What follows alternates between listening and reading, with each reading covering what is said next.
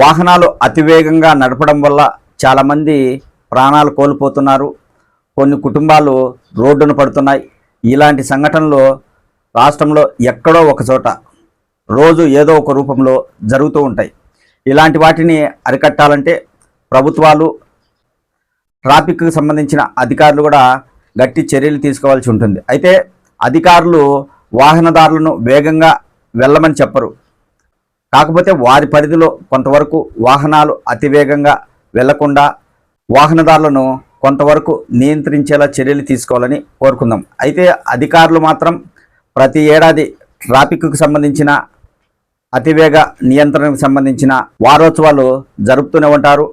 పలు రకాలుగా ట్రాఫిక్కి సంబంధించిన నిబంధనలు వాళ్ళు తెలుపుతూ ఉంటారు. అయినా కానీ చాలామంది యువకులు వారి మాటలు పెడచెవిని వేసుకోరు. అందుకే అతివేగంగా వెళ్ళి ఇలా ప్రాణాలు కోల్పోతూ ఉంటారు. కొంచెం నెమ్మదిగా పోవడం వలన వచ్చే నష్టం ఏముండదు. కాకపోతే తొందరగా వెళ్ళాలి, వేగంగా వెళ్ళాలి అనే ఆలోచనతో వాహనాలు నడపడం వలన చివరికి ఎంతోమంది ప్రాణాలు గాల్లో కలిసిపోతున్నాయి.